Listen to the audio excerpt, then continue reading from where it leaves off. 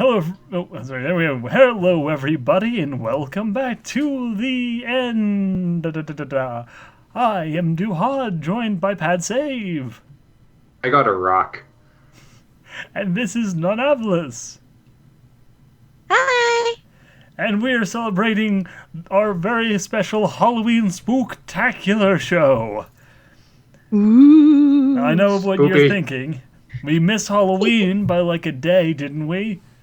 I Yeah, know. okay, maybe like we're a little bit late to Halloween, but that doesn't. The Just a Halloween bit. spirit does not end.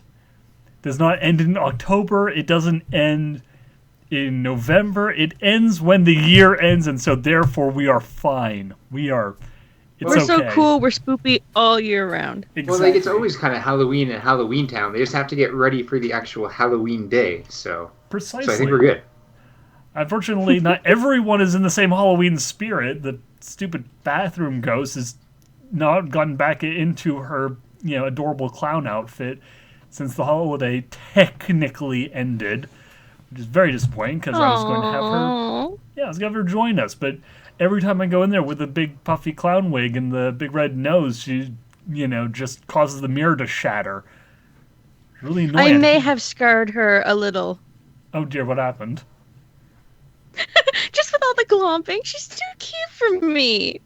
She did seem a little bit on the uncomfortable side with physical contact after the Halloween party. You were on her a lot. Not I gonna. can't help it! Look, I'm not But gonna. can you really blame her for being a little uncomfortable? Like it's go from kind of having the bathroom to herself all the time to being around like multiple people. Yeah, I think she was having a good It's- time. it's Maybe like she a- just doesn't like being around boys. Maybe it's Patty's fault. Oh, I'm Patty. sorry. I thought I was a likable person, but Most of the time you I are. will- No, I think what it might be is that the number of pad girls that were surrounding you during the entire party might have kind of given her a bit of a spook. I mean, like, again, she's used to mostly just me and the roommates being there, but suddenly there's like 50 or 60 young women hanging around, chatting, taking selfies with her. Not to mention Nani there the entire night, just wrapped around her waist with the little devil costume. I told you that this would happen, and it's not a devil, it's a fawn. I That apologize. is also a devil. Oh right, of course.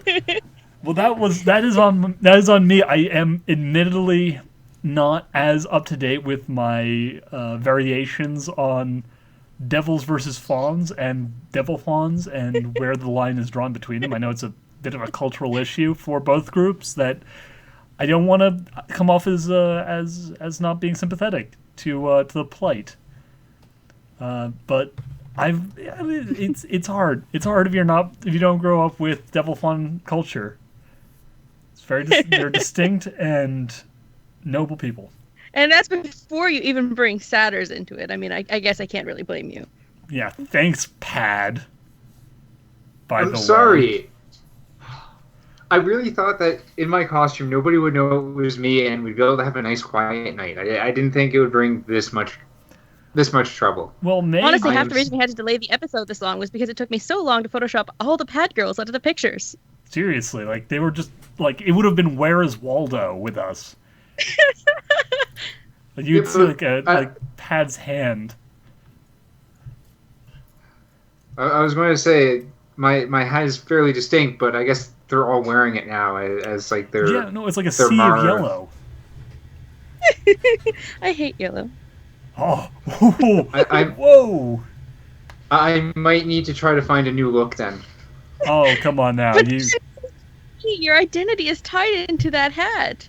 I know, but I might be able to find a different color hat. It's still the hat. Thinking that more. Here's the real question. Are you going to wear a Santa hat on top of that hat for Christmas? I was just thinking that I could rework it and have like the white trim around it. Oh my goodness, that would be perfect. Maybe maybe tape Put some. some little bells on the end of the string things. I was also thinking about that too, but I was thinking like how would I do this? Would I put the yellow band around a Santa hat, or would I put the white band from a Santa hat around this hat? Ooh, a decision. I know. I It's think you'll bit, just have to do both. but I only have one head to wear it on. Do I wear the two hats on top of each other? Yes.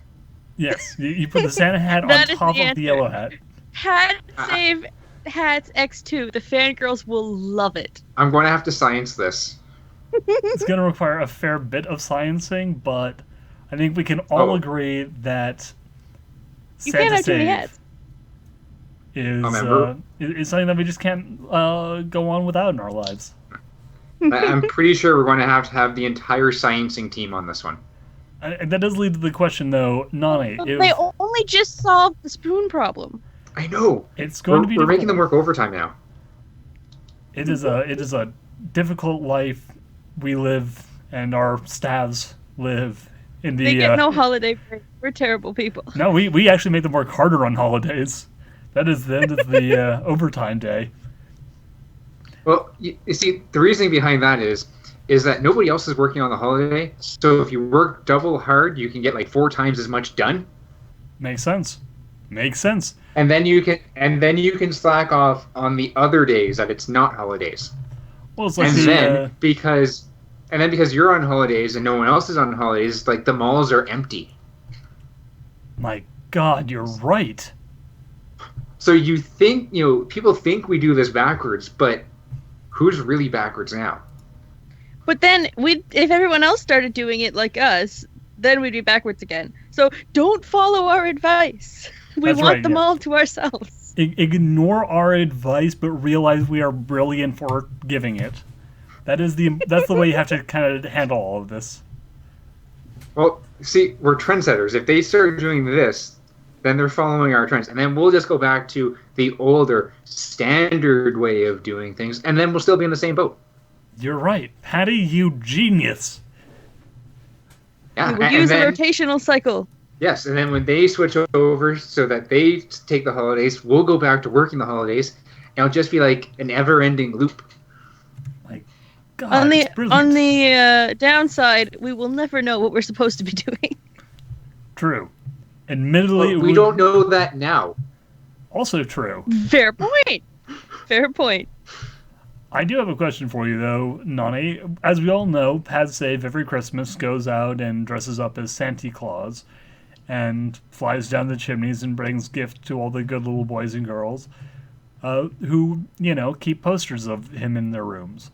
But come the holiday, the more Christmassy, festive, snowy holidays, what do you dress up as? What do you do? What is your tradition? For I refuse to believe that every holiday is not exactly like Halloween. I think every holiday should be exactly like Halloween. And I do dress up for Christmas, so you're not wrong. Oh, what is your preferred Christmas accoutrement? I usually have a holiday dress, and I dress up like a caroler and go around. Do you actually go around caroling, or do you just go around? Actually, we don't carol in this neighborhood, but I do go all the holiday events that we go to dressed up, because it just is more fun. Oh, sounds nice. Who doesn't want to wear petticoats and bonnets? I can think of no one who would have a problem with that. And we need to have a bonnet day. Ooh, bonnet days. That's a thought. Pat Save, do you have any bonnets? I'm not entirely sure what a bonnet is. Is it like my hat? Because if it's like my hat, I do have one. I mean, if you wore your hat with the front brim up, I think we could pass it as a bonnet. Well, then I do. But all right. I do have a question. Why are we talking about Christmas when it's barely November? Well, we have to prepare in advance, but I'm just thinking of like when everyone's going to dress up for their Christmas ween of costumes. Okay. See, now I'm gathering the thought pattern. I can try to get myself in that mental state to be able to answer these questions. Yes. I mean, I've already like set aside my Halloween's Giving, turkey costume, and let's face it, we all, See, Halloween's Giving is a different time here in Canada. Oh right, I forgot about that. It's kind of crazy. So we don't get to celebrate it with you. No, but to be fair, if we were celebrating it, at the same time, we'd be under like 6 feet of snow. This is true. And then we'd be being taken out of the event, because at that point, with the turkey and the snow, you think it's Christmas, but you're still like a month away from Christmas. So then we'd just be really confused. Yeah, American Halloweensgiving is far too close to Snow Halloween. You're right. But here's the thing. It helps us fight the turkeys. The cold slows them down, gives us an advantage over them. I did not thought of that. Yeah, but if you also think of it this way, since when we have our Halloween turkey in October, it's already starting to slow down, because depending on the year, we can have like the 4 feet of snow for Halloween. True. So we already have the turkeys in the weakened state, and because they are now scared of what we have done to them, they're even easier to pick off for you. So it's like a mutual like teamwork kind of thing to, on both ends to kind of take out the turkey. See, this is an entirely new thing that I'm learning, because we don't eat turkey in my house. I did not know there was a war against these foul birds. Oh yeah, no, we well, it's not a very well known conflict, because it always seems to be kind of like, kind of bit by bit, because it's not just exclusive to the 2 days around Halloween, because it's also depending on when you narrow your eyes and you shake your fist angrily at the fowl. That's true. It can go like there can be many of these conflicts throughout the years between the pre-Halloween turkey, the post-Halloween turkey, the winter the snow Halloween turkey, the spring bunny turkey. Bunny turkey. All right, you know what? I'm getting a little confused here. I mean, like a lot of these names are kind of similar. Thanksgiving, Christmas, Halloween. Like, there's so many of these. Like, well, not names. just Christmas. It needs to be Holiday-ween. Let's be inclusive. Holiday-ween. Apologies. I forgot there was a war. I forgot that there was a war on Halloween Christmas. Nani. Nani is always inclusive, okay? I can respect you about that, but when I saw that they were taking pumpkins off of the red Starbucks cups during December, I was outraged. I mean, that is taking the Halloween out of Christmas, and I am not okay with that. Well, some people like bats more than pumpkins as the symbol of Halloween, and you're just going to have to live with that. Well, you know what? In my America, we don't truck with bats on our cups. We have bats, but only if there's also pumpkins, because pumpkins are a traditional symbol of Halloween, Christmas, and if you aren't going to respect that, then you can go to another country where you already are. Well, okay. And it's Holiday-ween. Okay, what if we were to do this? What if we were to have an orange bat holding on to some holly in its feet? I can accept that, but the holly is kind of getting a little bit away from the hollow Christmas spirit. But it does kind of cover everything. You get your bats back. The orange of the jack-o'-lantern is still there, and we now have the holly to bring us into the Decembermas. Fair point. Though I think ultimately, the really important thing that I think we have to be able to agree on if we're going to move forward on this is pumpkin-headed Santa has to be an integral part of the Hollow Christmas experience, because without that, it is just a crass commercial, holiday with none of the spooky spirit that made this country great. Okay, I can agree to this on one caveat. It is candy cane striped. Of course. That's okay. That's common sense. I mean, you can't have an orange pumpkin head on Santa. Orange and red do clash. It's so ugly. It's not even great. However, is Santa the correct icon for Holiday-ween? That's why with Holiday-ween. See, this is why it's the candy cane striped jack-o'-lantern head and a non-denominational red suit That's with true. white trim. Red is the international symbol of non-denominational holidays. I think that we can all agree. I can agree to that. Which is why I always wear red. That is my. That's why I have red on in my invisible person costume. It's very because I'm a non-denominational person whenever pumpkins are not directly involved. You know, I don't know why that turned out red, but it works. Well, you know, it wasn't red originally, but with enough cranberry sauce, you can kind of get just about anything to look red. Kind of sticky, honestly. Why we were giving out cranberry sauce to the trick-or-treaters, I'll never know. That was not your best idea. You mean you don't?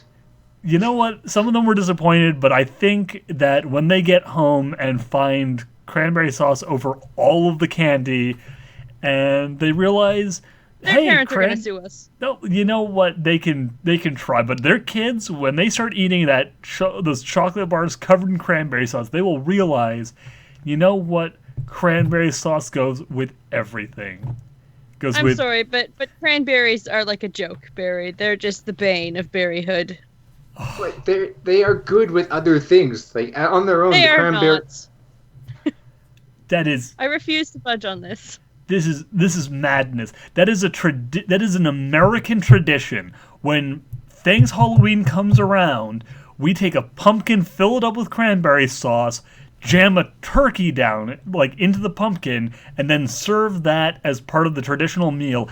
And you can't not have that. The cranberry sauce is what helps marinate the turkey. To me, it's such an American thing. I can't get into it. Yeah, I'm. Gravy is the way to go. Well, obviously, you mix that in with the cranberry sauce. Ew. Obviously. What do you mean, ew? You Also, how has America, the land of every plentiful food thing, and overeating, not upgraded to the turducken by now? Well, there's a push for it, but you know, I'm a traditionalist. I believe that that if you're going to stick a chicken inside of a duck or inside of a turkey inside of a duck, then or is it a turkey with a duck inside it and a chicken inside of a turkey? Right. Well, see, unless all that is then shoved into a pumpkin filled with a mix of cranberry sauce and gravy, then it ain't Halloween. Thanks, Christmas. Well, see, I think I've since the last time we talked, I think I kind of looked into this a little bit, and I think the real big issue is why the turducken hasn't caught on, is that the mighty duck kind of just flies around most of the states. Like here, we have the ducks will be in the wetlands and all that during the early fall. But once everywhere you go, there's ducks. They're on the road. They're everywhere. Yeah, they're plentiful here. So having a turducken makes sense because the duck is so plentiful. But as soon as it gets cold, they start moving. And instead of getting up and moving a bit and then landing and then moving again and then again and again and again until they get to their southern destination, they just go in one straight shot. Like everybody knows that direct flights is a lot more efficient. Those darn overachieving ducks. Well, see, you do your overnight flight, you do your red eye straight shot, and it's a lot more efficient than trying to do the milk run, stopping down everywhere. Yeah, the milk run might be cheaper, but you're sitting on a plane for 3 days. It's not great. So the ducks all buy their tickets in bulk because you all know that when you get your tickets in bulk, you get a price break. They love to save up their points, the ducks. Yeah, well, they have all summer that they're saving up the points, so they all pull them together. They get their group flight, and they just leave straight from Canada down to Mexico. That's true. So, they fly over most of the U.S. on a straight or red at eye. least they get to the southern states. They get to the really warm climate. So they're skipping over all that kind of temperate climate that seems close to Canada. It's no, it's already getting cold. Let's just move until we're out of the cold. I can see that. This makes a lot of sense, yeah. So what I'm hearing from this is that ducks don't think America is worth going to. no, it's not that they don't think it's worth going to. It's just as it gets cold, they just leave the cold and anything that they think that could get cold, and then they go straight down to the warm areas. Okay, fair enough. But We'll agree with that. these ducks, they are just ignoring us because they can't handle our traditions. That could be it too. Their traditions could be confusing the ducks, just like they're confusing Nani and myself. Like we all grew up with these traditions, and now you're just throwing out these new ones that are confusing us and the ducks. I don't see what could possibly be confusing about a simple holiday in which we take a pumpkin and shove it on the man's head so that he can then deliver presents down a chimney right after he had finished taking a turducken and dumping it into a hollowed out pumpkin full of a mix of cranberry sauce and gravy. See, I think that's where you're. I think that's where you're losing us. All over the place. I think the thing that's really losing us is the pumpkin full of gravy and cranberry sauce. It's going too far. You don't need a pumpkin full of cranberry sauce and gravy. Put your gravy in a gravy bowl like a normal human being. And besides, the pumpkin is for pie. Well, yes, so obviously. True. Obviously, what do you think this is all being served on top of? Yeah, but you can't make the You're pie. You're ruining the sanctity of the pie. But you can't make the pie out of the pumpkin if it's like got gravy and cranberry residue. It's just not the same. Of course you can. That's what gives it its flavor. It's rich, this distinct. This is why nobody likes America. Complex and confusing flavor. Pumpkin is an amazing flavor. It is, and it's even better. Or at least I assume it's even better because I've never eaten in any other way except for combined with cranberries and gravy and a number of different fowl. No, pumpkin, cinnamon, and ice cream. Cinnamon? That's it. Yes. Is that like some sort of cranberry powder? No. No. Gravy powder? No. No. Is it perhaps a dried waterfowl that has been ground into a fine powder? What would that possibly be good on? Well, apparently pumpkin pie. We'll just say yes. Yes. Sure. Oh, well, I can understand that. We can close like the cultural divide. Pepper. If pepper was sweet. That's what it is. Pepper. That's like salt, but also different, right? Yes. Yeah. Right. Yeah. I've had that once at a fancy restaurant. I mean, usually we just pour enough grease, oil, and salt on things until they start tasting good. But I was at a really fancy, high-class restaurant once, and they had these, salt shakers. But instead of salt, what came out of them were like black and various dark colors, and it made the taste of the food not salty. Like, instead of being more salty, it was more of a non-salt flavor. Yeah, that's what pepper is. It was weird. I don't get it. It wasn't oil, and it wasn't duck, or turkey, or chicken, or cranberries, or pumpkin. It was very confusing. It wasn't even gravy. It was a flavor I'd never tasted before. It was strange and confusing. But did you enjoy it? Thoughts.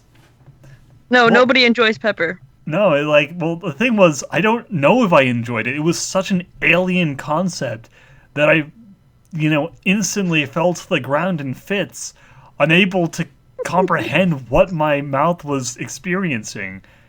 It was like flavor, but also not the same flavor that everything in this country tastes like. It was... Just wait until we introduce you to ketchup. Catsup. No, ketchup. Catsup? Anyone who says catsup, I don't know what time period that's from, but it's ketchup. Is this catsup made from some sort of potato plant? No, it's tomatoes. It rhymes, but it's different. It's a potato with a T. Huh. Yeah. Okay, I think I've heard about these. But it's actually just made up of mostly sugar, and that's why it tastes good. Oh, you mean catsup sauce? Maybe. They're made out of tomatoes, right? Yes. Yes, we've had tomatoes and ketchup Canada is sauce. so obsessed with ketchup that our NHL team has an official ketchup. Are you serious? That was not a joke. That's real. Oh my! I didn't Oh, make that up for the show. That actually is a thing. Okay, no, That's awesome. it's also to a point where there was like a national uproar about a store not stocking its shelves with a certain brand. okay, that's actually kind of Also, amazing. the NHL team also has an official brand of Kraft Dinner, isn't that right?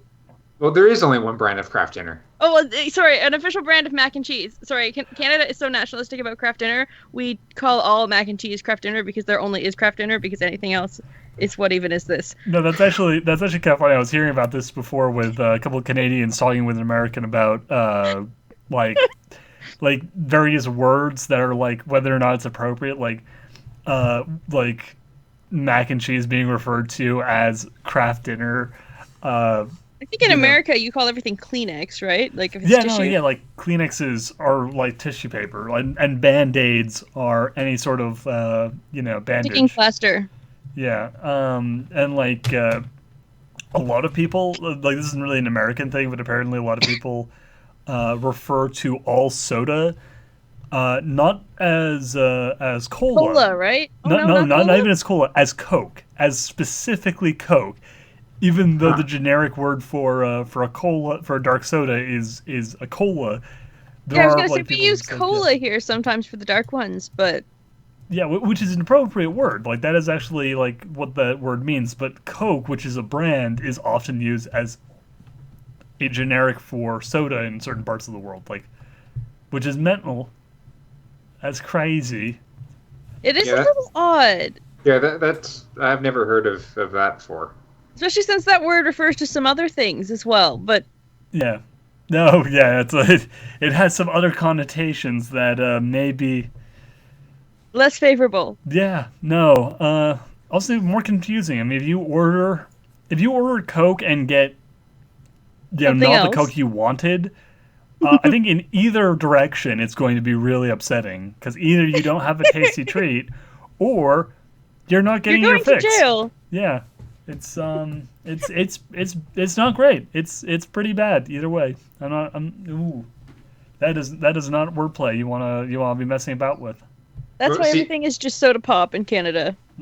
See, the thing that keeps popping in my head is for that entire bit was, asking anyone, hey, for some Coke, and then is Pepsi okay? And just applying that everywhere in every instance, even maybe the less legal areas. Yeah, I'm just imagining. Oh God. Going up to a gentleman on a street corner, wearing a big old trench coat and being like, "I'd like to. You got a Coke?" He's like, sorry, I'm out of Coke. I do have Pepsi if you'd like. Oh God. we just made up. Someone's gonna take this now, and there's gonna be something on the street called Pepsi. Pepsi, I know you mean. Wink, wink, wink. It's oh dear. We're giving you had too many ideas. What have we done?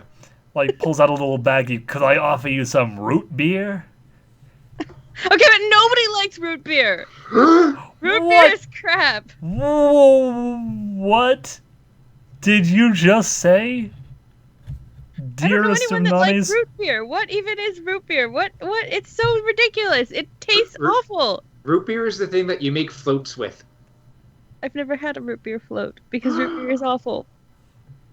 To be fair, I don't really like root beer floats. But my problem with it is because you're ruining perfectly good root beer by putting ice cream in it, which gets all hard and crispy, and it's not as tasty as on its own.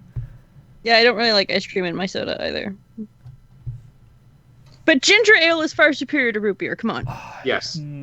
We're just all going to have to disagree with one another on this one because I love that Patty agrees with me. This must be a Canadian thing. Well, come on, we've got Canada Dry. It's like an awesome ginger ale. okay, ginger ale is pretty good. I'm gonna laugh at you for that, but I think the ginger ale that I have downstairs is Canada Dry. Oh boy. Okay. Canada Dry is the ginger ale. It's. I think it is. I think it is because it's a green. How is that called? Soda can. Yeah, like there are other brands of ginger ale, but normally when you say ginger ale, But Canada Dry is the one with the atlas on it, right? Yeah, I think it's also the only one that has a crown in the logo. I don't remember the crown, but I Hold on, remember I'm the gonna look atlas. this up on the internets right now, real quick. Someone bought me one day. They couldn't get the green. I just call it the green ginger ale, but I think it is Canada Dry. They couldn't get me the green one, and they brought a brown one, and I was like, "What is this nonsense?" I don't know what the gold label one is, but it was so bad. Canada Dry is the only way to go. Okay, here we go. Yeah, it's a. Some of them might be like tonic water or club soda or something like that. Oh no, I Right, drink club soda too. the shield, like the shield with the crown, seems to be the Canada Dry logo in general. Like their club sodas and their ginger ales both have it. Though obviously the club sodas are white, or sorry, are blue. Ginger ale is green. This sugar-free diet orange soda is kind of like a orange color. They have a diet cola that's red and has the outline of a lady on it. As far as club soda goes, I really think President's Choice is the only way to go. But President's Choice, eh? Patty knows what I'm talking about, don't you, Patty? Yeah. I don't drink a whole lot of club soda, but okay. So President's Choice. Do you have Duhad, darling? Do you have what is called like off-brand stuff in America? Oh, of course, yeah. Like President's Choice is the off-brand for one of our major shopping chains, like of grocery markets called Loblaws, and No Name is the off-brand name for our other major grocery, which is Sobeys. Sobeys also has Compliments as their off-brand as well. You're so right. There are some bland product names I could tell you about, and I probably will in a moment. But I actually found this interesting. There's a couple of different Canada Dry logos. One of them has a mountain on it, and the other one has a picture of North America with like half of the U.S. cut off and the very like the western side of like part of the western side of northern Canada cut off. Okay, well, it's funny that they'd cut off America. It's not as funny that they'd cut off Canada. But yes, Canada Dry is the one I was thinking of with the atlas on the front. See, when I was a kid, this wasn't the logo. It was different. Yeah, but I think they've always, or at least as long as I can recall, they've had I think a crown on it. And I think the story behind it is I think because it was like stocked in the Governor General's quarters, it was able to use the crown, and it was sanctioned, so it's able to still use the crown. Well, that's cool. It's like some kind of weird thing that happened that allows it to use the crown in all its advertising. I think, maybe. We'll look it up later for another episode. Yeah, it could be all the Halloween sugar still kicking in, but I don't know. All right, so in my local store, my local grocery store, we have two grocery stores relatively close by. Then there's like a little bit further away. There's also a Whole Foods, but right nearby there is a Shaw's and there is a Hannaford's. The Shaw's, I believe, is like a more general like American grocery line, where the Hannaford Brothers stores are pretty specifically New England. But here's some of the brands that they use as like their own like little private their brands. Off-brand stuff. Yeah, they have Organics, Signature Kitchen, Signature Farm, Essentials, Pantry Essentials. So there's Essentials, and then there's Pantry Essentials. What I want to know is why you need more than one store brand. I don't know, Are but they trying to fool people into thinking it's actual brands? Okay, so they have Signature Farm, which is like homegrown foods, and then Open Nature, which is real ingredient foods, and then Organics, what is a real which are organic food? Foods. What does that even mean? Real ingredient food. There are so many gradients on these. Like I don't even know. Food? What? This is amazing. America is so weird. Oh god, and the descriptions on each of these. So this is each one has its own description. So I'm just gonna go through these because some of these are please. magical. This. All right. Signature Kitchens, delicious food for every meal created by chefs in our culinary kitchens. See, I thought that was cooking utensils. I would have thought that myself. Signature Farms, fruits and veggies fresh from our farms to your family. Signature Home, everyday essentials for your home at a great value. Signature Care, effective, affordable wellness products that help you live a healthy life. And I want you to keep that one in mind because that wording kind of comes up a few times. Signature Select, make everyday extraordinary with premium food and flavorful meals. Luxuriant Dairy Farms, fresh dairy right from the farm, a fresh family tradition for over 100 years, which is apparently different than your other farm products. I don't understand this at all. Oh, Organics, purely delicious choices, certified to the highest organic standards, which is different from Open Nature, naturally delicious choices made with real ingredients. Again, that real ingredients is very suspicious to me. I don't know if I can trust anything that says made with real ingredients. Really, Like I know. Well, the thing is, I don't trust anything else they make. Like, why is that not made with real ingredients? Yeah, why did you draw the line here? That seems oddly specific, saying that no, this is made with the real ingredients. Oh dear. Hi, puppy. Oh dear, pups. Okay, here we go. Eating right, make it easier to eat what's right for you. Wow, I could not have guessed that one. But apparently we've gone too long without a signature, so we're back to the signatures for a moment. Here with Signature Chef. Dinner ready! Exclamation point. Pick up ready to serve entrees, sides, and soups, and more. Okay, correct me if I'm wrong, Patty, but isn't President's Choice just President's Choice, and then, like, President's Choice, their holiday line? Like, isn't there not 100 labels of President's Choice? I think I might be dealing with the dog, but I would be willing to bet that's probably how it's done. Because this seems ridiculous, Oh, but I don't want to say it's too ridiculous if I find out later that this is actually how we do it in Canada, and I never noticed because it's all variations on President's Choice. Sorry, I didn't quite hear the question. Say it again, please. Oh, correct me if I'm wrong, Patty darling, but isn't in Canada, like, the no-name brand is President's Choice, and then maybe, like, President's Choice holiday line, not President's Choice this and President's Choice that? Like, Duhad seems to have one for everything. No, I think it's just President's Choice, and then, hey, for the holidays, there's this. There's other. But we're not quite done yet. There's a few more here, and they start getting more and more ridiculous as we go along. Oh, dear. Primo Taglio, premium quality meats and cheeses crafted with the finest of ingredients. Is that supposed to be some American attempt at Italian? Because that sounded awful.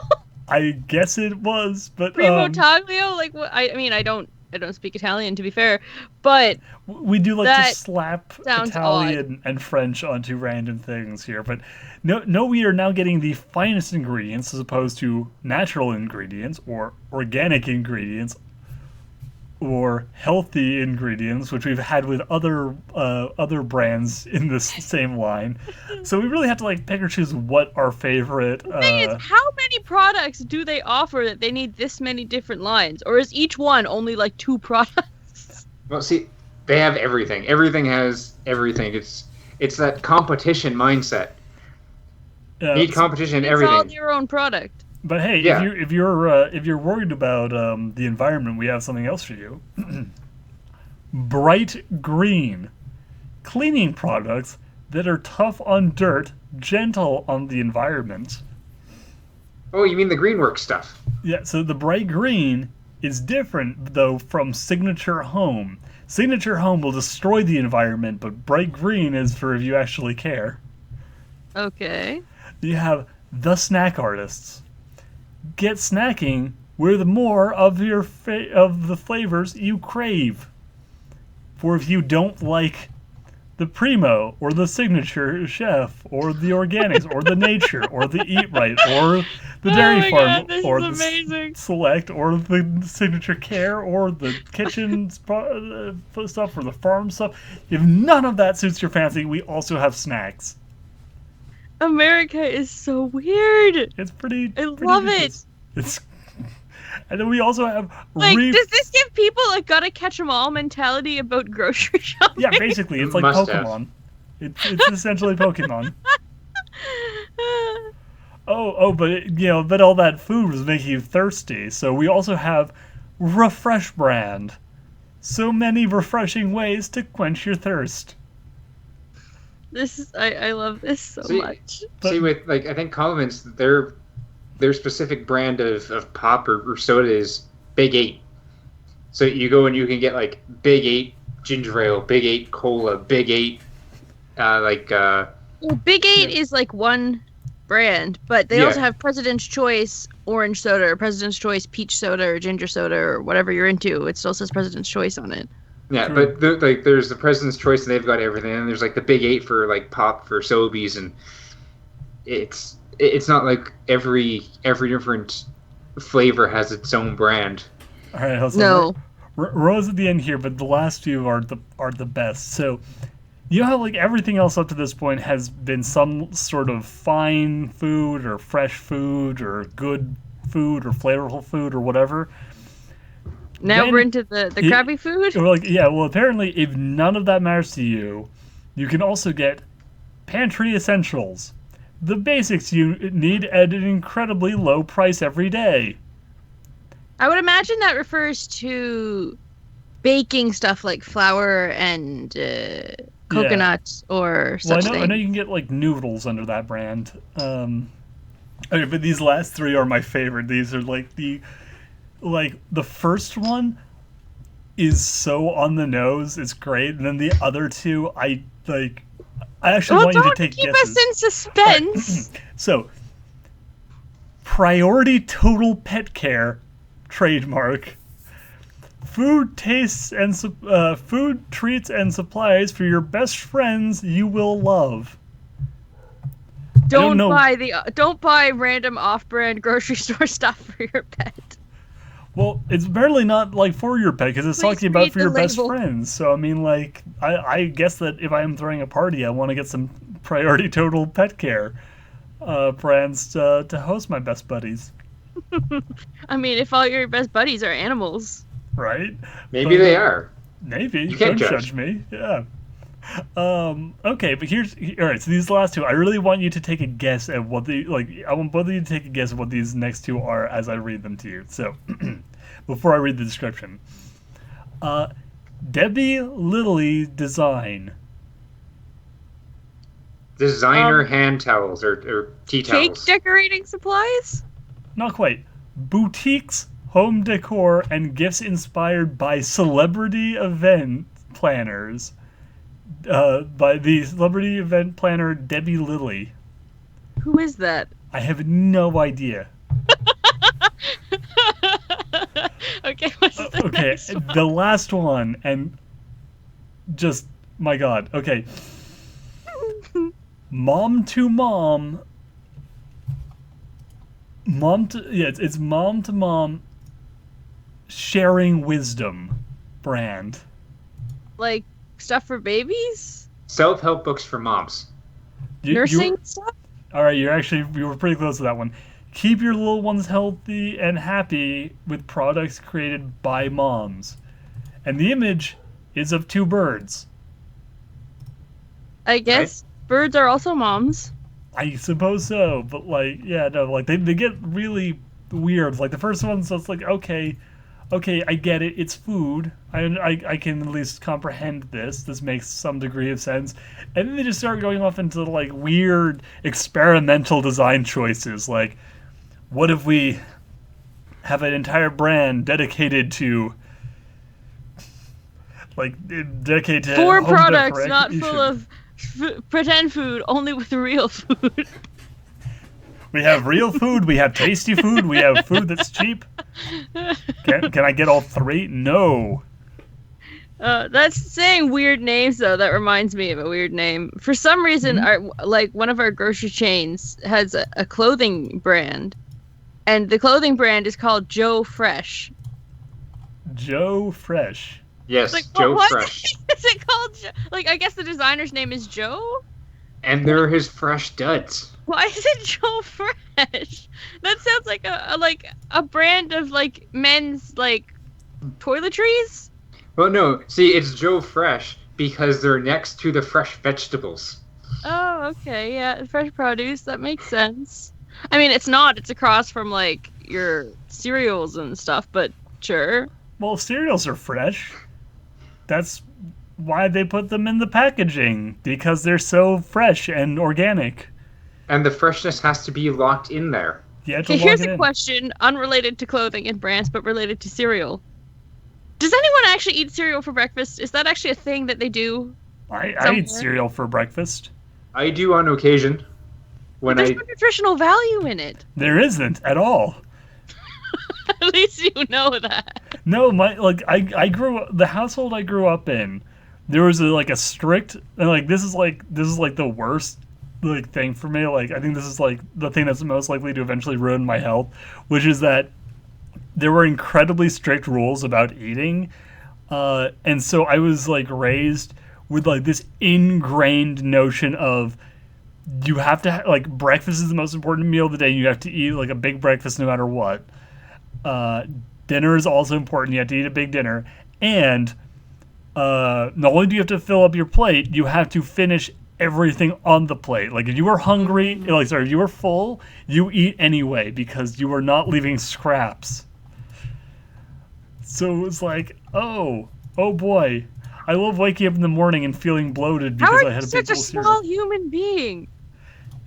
Honestly, I think I have a freakish metabolism. Like I've gained some weight, but like I am like, for someone who yeah, but by my standard of human beings, like you're a skeleton person. Like you're very slender. I can see my ribs through my I've gained a little bit of pudge, but I can still see my ribs through my like chest, and it's like that should not be the case with how I eat, but just like my body is just like hyper efficient. I hate you. I also have a little bit of disdain about that. I guess Canadians, because we live in the cold, we carry our weight easier. That might be the case. I don't know, but for me, breakfast, I used to eat breakfast until, I want to say, a few years ago when I finally moved out on my own, and I started doing like my normal like full day schedule. And being up like really early to go to the gym every day. It's like, well, I don't want to eat before because I'll just throw it up. So I started just having my breakfast was sarcasm and coffee. Yeah, Patty's more like, well, I mean, I can't have coffee, but I'm a small breakfast person too. It's like breakfast is not easy to digest. Yeah, no, I should eat small breakfast because like even if it doesn't like contribute as like rapidly towards getting all pudgy and stuff as it probably would on like most other people, like it still is just this incredibly unpleasant feeling to get up in the morning, eat a and just shove yourself full of food. Yeah, like big bowl of like wheat, of like just starch and nothing, and like I'll get up, I'll like make food different to eat first, like switch to oatmeal, you'll feel better. But what's the thing is like I'll like do that, and like whenever I'm with like the parents of the house, or when I go back to the house, and I'm like, hey, I'm staying here for a bit. I'll like get down in the morning. I'll like pour myself a bowl of cereal, and they'll be like, oh, we also went and bought some bagels, and here eat this muffin as well, and bacon. And it's like we made all this food. You're not gonna let it go to waste. Pile this dinner plate, this like multiple meal plate with food. That's your breakfast, and don't you dare skip lunch. Okay, now here's a question. But my Italian mother did not inherit that. I've got a question since we're kind of talking about breakfast. Do you guys ever do breakfast for dinner? Yes. Yes. Of course. Yeah. Sometimes it's just of so course, amazing. Breakfast for dinner has to be pancakes or waffles. That's the rule. Oh, yeah, because ours is like we'll do like like bacon or ham steaks and eggs and toast, like a full breakfast thing, but just for dinner. And sometimes it's just amazing. Oh, I mean, I eat eggs for dinner almost every day, so Oh. I just don't consider that breakfast food. I just consider it eggs. But yes, Here's the realistic thing that should be done, which is that, again, realistically, like, breakfast is a ludicrously exaggerated meal in terms of importance, in terms of like how much you should actually eat for it. I mean, lunch should be the most important one. That's right in the middle of the freaking day. That's when you need your nutrients. Exactly. But here's the thing. I believe that breakfast is so delicious, like the foods we have created for breakfast are so delicious that they need to be moved over to a better meal, because you can't just like throw pancakes and bacon and cereal into like an early morning grind of a meal. That has to be something that you look forward to. That has to be like, oh boy, I've had a tough day at work. Time for my lunch break. I'm going to heat up some bacon and cereal and everything and have delicious, delicious food. I mean, that's what we do at my house. We eat eggs or pancakes and stuff for dinner. That's dinner food. See, I need to go to Canada, or more appropriately, I need to marry into your family because your family's amazing. Well, I don't want to get married, but I give you my sister.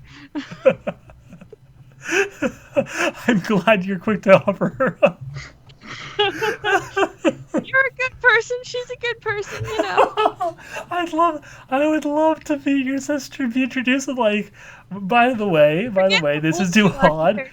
But Duhad is a very nice person, and I think no, you two you're great. I mean, I don't think you've met my sister, but yeah, she thinks you guys are great. Oh, well, that's great. That's awesome. I think I like talked to her like once or twice because you gave me her number to contact you in case of emergencies. Number, didn't I? No, it's because I sleep a lot and I wanted you to get me up. Remember? Right. That's the reason. But I was like looking through my phone the other day. I was like, okay. I'm an asshole, and I'm like, here, Duhad, you be in charge of getting me ready for everything. No, that's totally fair. That's totally fair. But just like it was like the other day, I was like looking through my phone and going like, okay, like who can I delete off this phone? Who do I not really keep in touch with anymore? I was actually wondering not that long ago if you still had her number. Oh, I do. I totally do. Because I was looking through, I was like, Nani's sister. That's adorable. I bet she still has your number too, though. So. I was actually like kind of tempted to like call it just to like see if like the number still worked and be like, hi, she wouldn't have picked it up, but she texts. Oh, right, perfect. But I was just like imagining like what would happen if I called and was like, yes, no, I'm a friend of your sister's. Oh no, she would have gone with that. Okay. She's not shy. It's like I was thinking like I think most people would be like, why do you have this number? Well, I'm your friend of your sister. Why do you have my number? I don't remember. I don't have a phone. So like, right. That. Well, I guess that's why your sister would not be most people. No, she's easy. Actually, that sort of reminded me, like, last American Thanksgiving, I was in Ohio, and I ended up spending it with my very good friend and roommate, and like he and his longtime girlfriend were in Ohio because her family's from out there. And I ended up like meeting her sister, and like her sister was like this delightful human being, and like after like hanging out and stuff and like going back, it was just like, man, I have a weird history of having like really good like getting along really well and having really great relationships with the sisters and mothers of friends. Like every time I go and meet people, it's like, huh. Like I leave the house having made like reasonably like fond friendships with like any female relatives who happen to be around. Isn't that so true though? I've done that too. For a while, I wasn't even friends with one of my friends, but her mom used to still come over and hang out with me and my mom. That's great. Oh, that's delightful. That's delightful. It's like, oh. So-and-so's mom is coming over and she wants to, hang out and do nails and do crafts. And I'm like, yes, come over and play with me. Actually, a very similar thing happened. I was in Washington visiting friends, literally just like back in like early November, and I was like spending time with them. It was great, like having a really good time. And then like I had to go out and like grab something from the car, and my host's mother was in the kitchen. I just stopped real quick to be like, "Hi, how you doing? Really wanted to just thank you for being such a great host, and for like everything I heard you like. You've always been really very nice, supportive person. Yada yada yada." And we ended up You're talking. so polite. I'm a very polite person, but we ended up talking for like an hour, and by the end of the conversation, both of my host sisters were like hanging out in the kitchen, like chatting with me. Like we were just like, my host's mother and both of her siblings were just like hanging out, like chatting with me over coffee, until like my host came up and was like, "Hey, Duhad, like, where did you go?" And I'm like, "Oh, hi, I was chatting with the family. I'm going to take off. I'm going to go back and spend time with a friend I came to visit." And they're like, "Oh, yeah, no. Come by anytime." You're so like good at conversation and stuff that doesn't surprise me at all. I feel like I'm good at conversation, but like I'm really bad at initiating conversation. Like, do you put me in a room with someone who I have no like really easy like avenue to start a conversation with, and I'll just be staring at them like, weather is. I feel that very much. What about you, Patty? What are you like with people? Well, it depends. Normally, in new groups, if there's no common ground, it's like, I am here, standing in the corner, awkwardly, kind of awkwardly looking around. But then if you're somebody and you have common interests, it's easy to kind of just start with that and move in. Like, it's always a little weird getting into like a new job location unless like you have somebody that you've met previously. It's just like, yeah, I'm working here now. I'm the guy. I do the thing. Hi. I'm the person I wonder if done there the thing. honestly are any humans who can just like go up to anyone and start a conversation, or who feel like they ought to or want to. They definitely exist. I know plenty of extroverts. They're the magical creatures known as extroverts. I don't. I've yet to...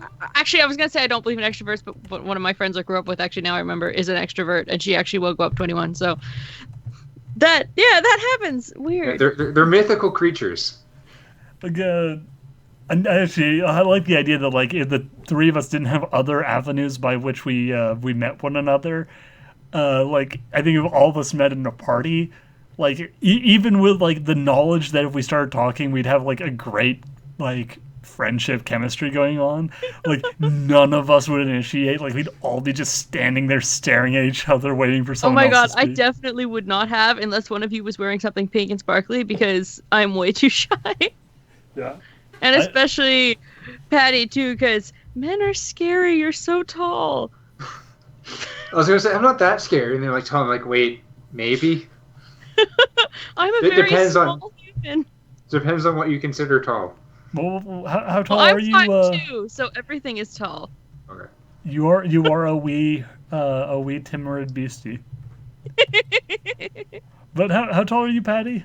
6'1", I think. Okay, so That's tall. we're pretty close to the same height. So You've got a whole foot on me. oh, yeah, we tower over you a little bit. Though, Yes, that may be, but we can help by reaching things off the high shelves. That is the benefit. I can't reach anything. That's the advantage. The disadvantage is when you have to get into a very small car, and it's like, oh dear. I for a very long time drove a car that's like roof was like half a foot too small for me, so I would drive around with my head slightly tilted. Oh my god. Like it was pretty funny actually. Like I'd get in with like people I hadn't driven with before.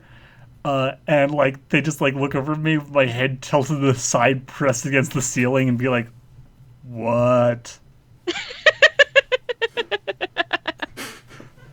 I love that. That's great. Yeah. You need to get a convertible so you can stick your head out the top. And then you never have to worry about that. Oh, that's actually one of the fun things at work, because I'm pretty tall at work, and we have like these. I like working in a place with cubicles, and yeah, everyone has like a swivel chair, and I like for like comfort's sake, I keep the swivel chair relatively low, so I'm at a good head level with my computer. But if I'm ever like looking to like wave down someone or just like looking at like what other people are doing, all I do, like other people like stand up and like peer over the top of their thing, I just like pull up on like the lever and like move my chair up to top position, because then I can just sit down and look over the top of like Oh the my cubicle. god. I can't even look over the top of anything standing and jumping. Oh dear. Yeah. That is not fun. That was actually something I kind of found in Washington, was that a couple of people who I went out there to visit, who I hadn't met before in person, were, the closer to your height, and so I'd be like, "Hey, how you doing?" I'll like bend down, like I'd like get on a knee and give them a hug. Yes. Save us from having to try and get on tiptoes. Yeah, no, I'm conscious of height differences. That is one thing I've become very aware of over the years. Bless you. It's nice when people are aware of that. Yeah. Oh dearie me! Like, well, it's like it's kind of like a double-edged sword thing, because like, when you are tall, like, it can occasionally be uncomfortable when like someone is a lot shorter than you and doesn't like try at all for like height compensation, so they just like go over and like hug you and press their like head against your like low, like your stomach or your like chest. It's like, I try not to do that. Yeah, it's like, oh, this is kind of I'd end up with my face and a lot of breasts, and that would be kind of inappropriate. Yeah, so it's kind of always like, oh, let me just get down to a more appropriate level, because this is weird. This is like, this feels very infantilizing, or whatever the word is when it's like, Yeah, this that's makes the me right look one. like a kid. Yeah. So yeah, I try to avoid that. But doesn't always necessarily work. Well, I guess some people would not like to have you bend down and like imply that they're short, but Yeah, you always gotta be cautious about that. Especially, this is definitely a thing I've actually noticed. Is it's not strictly like a gendered thing, but there definitely is like more often than not, when I like meet a shorter guy and I bend down to their level, like, it's a lot more frequent that they get annoyed or like, oh, you don't have to bend down. It's fine. Don't. I can see that. Guys are weird. No don't offense, badger Patty. me. No, guys are weird.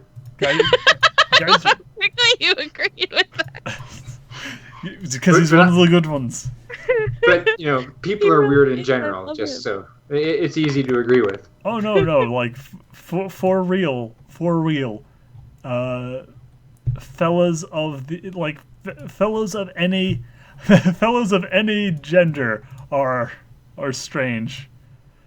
I think it's People- better to try and get down though than to do that other thing some tall people do, where if they have someone who's too short, they try to like pick them up a little bit. That's Don't pick up weird. people without Don't. asking. No. People like that. No, that's so awkward. A lot of people are like, "Oh, a small human, let's pick it up." No, don't do that. That's geez, that is that is the most infantilizing thing like ever. I don't know That if it is. It's just you can't just pick someone up from any odd angle. It hurts.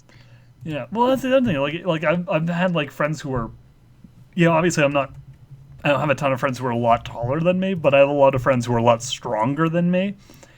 And like something strong people do a lot that is similar to what tall people do, which is that, going over and grabbing and then like lifting, like. Yeah, don't do that. Because like I know a lot of people like to do like show how they are strong by and friendly by like grabbing you around the waist, and like if you're too tall to like lift up, just sort of like bend over so that you're being kind of like Boosted, yeah. Yeah, boosted. And it's weird. It's like It's so weird. And like because they're trying to like make sure they don't drop you, like they crush your spine, and it's especially bad if you are tall because what that means is that like instead of grabbing you around the back, like they're grabbing you like around like the lower back, where you have like no like where you have like basically they're just like crushing all like your stomach. Goodbye, kidneys. Exactly. It's like, oh, don't. That's no. That's a. That, I don't And have you ribs never there. know what kind of pain disorders someone might have, too. Oh, Like, jeez. don't do that, please. I hate it when people come up and grab me when I don't know. It's just like, I was already in pain. Now don't do anymore. This is deeply unpleasant. Please stop. And this thing boys do that drives me nuts, and maybe it's not just boys. I've only seen boys do it. Is when guys come up and they're strong and they want to like really grab on your shoulders. And like rub on your shoulders, but they're way too strong to do that. Why are you doing that? I don't know. A couple guys do that to me, and I automatically mark them as skeevy now. It's just like, stop touching me. Just like putting a hand on your shoulder. No, just like grabbing your shoulders from the back and like rubbing on them. Like I guess a massage, but they don't have no idea what they're doing, so it just hurts. Yeah. No. Like that's weird. That's super. Like it's so weird to me. But other people are like, oh, that's just how. Like they thought it would be inappropriate to hug you because you're opposite gender, so they thought it would be better to grab your shoulders. I'm like, no, I think that's weird. Like, yeah, that's a little weird. Pat them on the back a little bit. Maybe like I don't know, anything that isn't like crushing. It's like that's super awkward because like I guess the idea is supposed to be like, hey, I'm giving you a little bit of a massage as a way of like saying hello, but you're giving me shoulder pain for the next hour. Yeah, it's like you're not a masseuse, you're just crushing nerves. Yeah, nut bar. I mean, like, okay, actually no, my brothers do that a lot. For tall humans, there, don't do that to young small ladies. It's painful. Yeah. Just don't do that. My brothers and my father actually do something very similar to that, though they aren't doing it in like an affectionate way. It's kind of like a brotherly, family rivalry kind of thing where it's just sort of like, haha, I caught you unaware, so let me crush your shoulders with, as much force as possible to like punish you for not being more aware. That's like, families are weird. I get it though, because my family does weird things too. To be fair, I think it's also partly like a sports thing because they did it more when they were like in sports, like when they were doing a lot of like football and stuff. Things like people do in sports is weird. Yeah, well, there's this weird like like very aggressive like camaraderie with a lot of sports like groups, like sports teams and stuff. Like people get like, haha, yeah, we're all working out together and physically exerting ourselves together and stuff. So therefore, all of our greetings and all of our like stuff, it has to be like as contacty as possible. It's like you don't just hug someone, you grab them by the shoulder and smash into each other. You don't, like the chest bump thing. Let us bang our lungs against each other. No, that is so. What? Well, the other thing is like this was like a thing like, and I apologize because like it's mildly like. Not inappropriate. Yeah, like, well, mildly, like, yeah, whatever. Point is, like one of the things they do that's like really weird, and I know it's like this is a thing like they all friggin' do, is the towel like, slapping. Not just the towel slapping, but like just like I'll be in the kitchen, right, and like making food, like I'll even be holding a hot pan or something, like doing something where I need concentration and I desperately need do not want anyone to like go around like jostling my arm, right? And what they will do is they will walk over and just like give a smack on the butt or something. My family does that. It's like, well, what? It's not just a sports thing. It's just a weird family thing. Oh, that's nuts. Because I know like they do it in sports groups as well, but apparently it's just a family thing. So it's weird. I don't like that. I think that's. Did they do that at your house, Patty? No, we don't really do that here. It's always kind of been, I don't know, like a sports thing or somewhere where there's like an excess of adrenaline.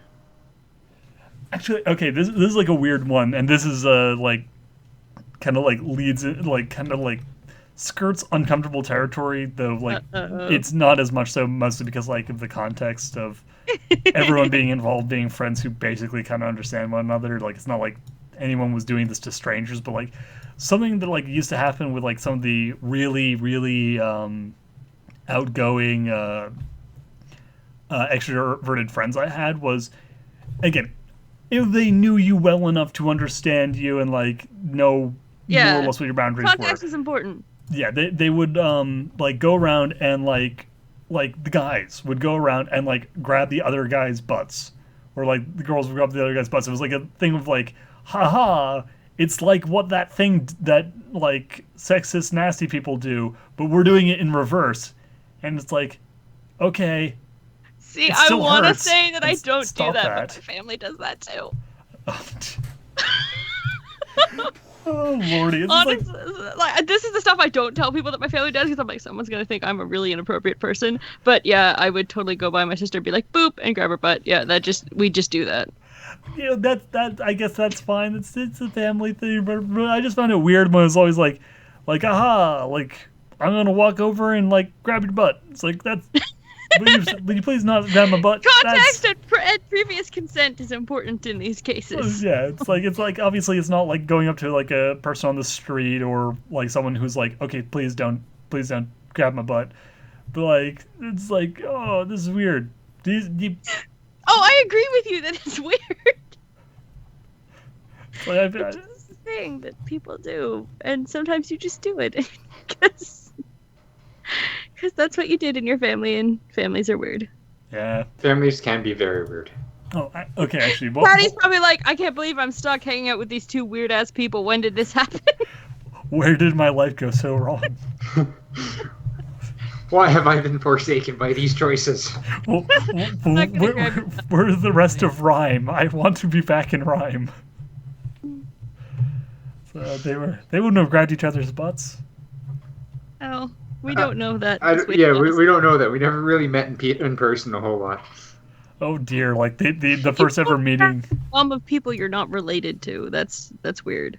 Yeah, it'd be not cool. But oh yeah, I actually have one more little story about that same group of people. That's a little less weird to kind of like round up that. Weirdness. Yeah, which is one day when I was going, like, me and this guy, the super extroverted dude who was a very good friend of mine when I was a kid, were like going into class, and like we went to a kind of weird fancy, well, not fancy, but like arty kind of school where like they occasionally did things that were a little bit more avant-garde in teaching. So like like one of the things they did was English like literature presentations.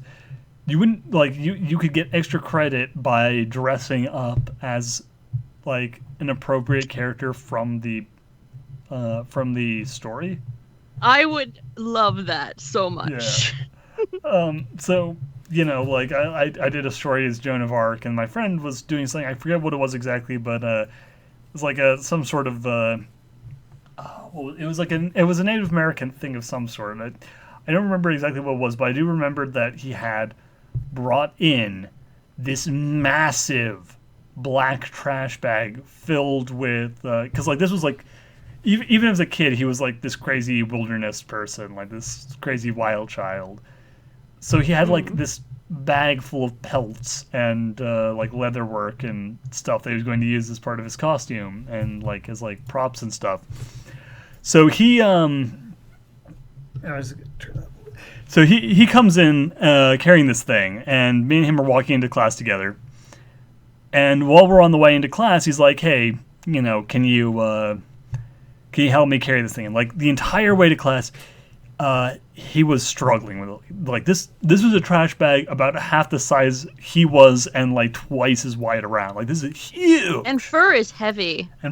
Yeah. So he's like lugging this. He's like straining under the weight of this thing, and eventually it's worn out, and he like drops it, and he's like, "Okay, like, can you give me a hand with this thing?" And it's like I just need a little help getting it the rest of the way because I'm getting bushed. I'm like, all right. So I go over and kind of look at it and bend down, prepare to lift it up, and like really just put all my weight behind like getting up in the air, because I figure if I can get it up in the air and over my shoulder, it would make it a lot easier to carry. Mm. So I, grab it and I yank up as hard as I can. And at that moment, I discovered that actually it was basically like 5 pounds.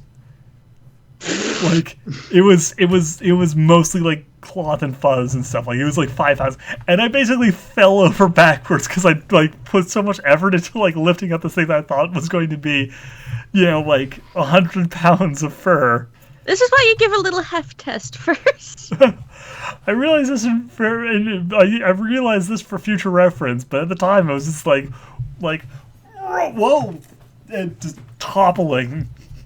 It's like, Duhad. yeah, so it's actually not heavy. It's like He was a weak human.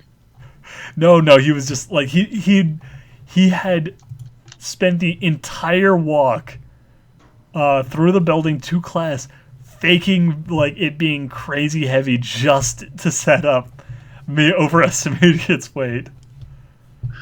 Like That is odd. he was a strange dude. But that's dedication to the bit. That it is. Like let me tell you about dedication in this gentleman. He wanted to have. I didn't probably mention the story before, but like he wanted to have a true hitchhiking experience.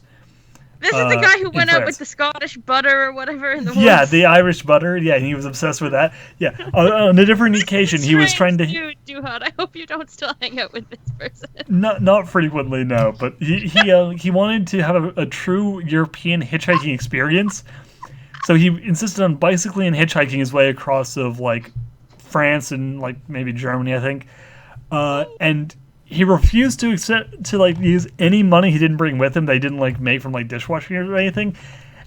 And he would refuse to call in for a little bit of cash or some help from any of his friends who lived in France, to the point of dumpster diving for food. Oh my god. And insisted not only that this was not crazy, but that dumpster diving was a very like efficient way of getting food, and everyone was being prudish for not doing it. I've seen those kinds of people on TV. I do not think they are right. I do not either. I mean, I do agree that we throw away too much food as a society. That's not debatable. But dumpster diving is not necessarily the solution to that. I feel like when you decide I'm going to now abandon everything that everything that reason dictates as sane behavior in order to prove a point, you've gone too far. You're in too deep. Proving a point should never come at the potential expense of your health. Yeah, no. And this dude's healthy as a horse because he's crazy adventure man, but good lord, one of these days all it he's takes. Gonna break a part of his body. Yeah, I think he's actually have broken. reality setting. Yeah, well, that's the thing. I think he's even broken some bones at 1 or 2 points, and it never stops him. Oh gosh. He is so I realize I should be woo in admiration of that, but I'm not. No. Well, that's the thing. It's that's kind of the thing that I find weird is whenever I mention to other people that's crazy. He's gonna hurt himself. And they're like, no, you really gotta respect that. I mean, whatever you might think about it, you gotta respect that level of dedication. I'm like, do I though? Don't get me wrong. It is something to kind of respect for that dedication. The fact that he's still, even after all that, he's still doing that kind of stuff. But you can still be that's crazy. Yeah, I respect what you're doing, but that's crazy. I can respect. You need some dedication to reality. Yeah, you can appreciate how impressive of an act it is, while still going but I don't think the fact that you succeeded doesn't mean that you were right to try. Yes. The fact that you were successful doesn't necessarily mean that what you did wasn't crazy. Oh my god, it's like that viral video of a guy jumping in front of a train. Have you seen that? No, I haven't. No, I have not. What happened? I wonder if I can find it again. I think I had it. I was why would you jump in front of a train? Just why? But doing parkour over the train track as the train's about to hit them. I'm like, this person is an idiot. Yeah, no, it's like, congratulations, you didn't die, and that is impressive, but you know what would have also made it so that you wouldn't have died? Not Not jumping into jump, the yeah, train. not doing that. It's it's like the dude who like tightrope walked across of the two trade center Yes. buildings, who was like, hey, he did it, so like that makes what he did really commendable and incredible. It's like, No. no, he still did something really dumb. Like, he succeeded, he didn't die. It was kind of impressive, don't get me wrong, but like, I don't know why I've seen this, but I saw it on a news website, but why this was considered news, God knows. ay, But I was just like, why would anyone do this? oh yeah, guy like doing flips in front of this oncoming subway train. Don't do parkour in front of a train! Furthermore, if the train crashes, that could hurt people inside the train. So you're not just endangering yourself there. No, and then there's also the aftermath of the mental injuries that could be present for people that were witnessing it. Like, it's not a good idea. Please don't do this. Parkour is one of those things I'm like, when it's done reasonably, I'm like, pretty cool. When people start going too crazy, I'm like, we need to put an end to this. This needs to stop. You need to stop trying. You're like, it's like someone being like, oh hey, someone made it to the top of Everest without freezing to death.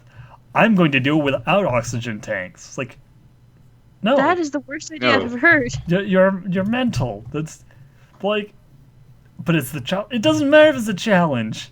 It's still mental. It's crazy. Stop it. Oh, and speaking of mental and crazy, and we have to stop it. Speaking of segues, I think we've been Not going that segue. for like almost, well, definitely over an hour, possibly closing in on an hour and a half. Yep. So let's wrap it up for this week, and join us next week for Christmas. Happy Halloween, everybody! But are we actually going to get together for Christmas, or are we going to wait a whole extra month again? What do you mean a whole extra month? It's the day after Halloween. Yeah, Oh, the that's Halloween. right. I'm sorry. I forgot. You were excused partly because like the Canadian story is so freaking adorable. Dear Aw. God.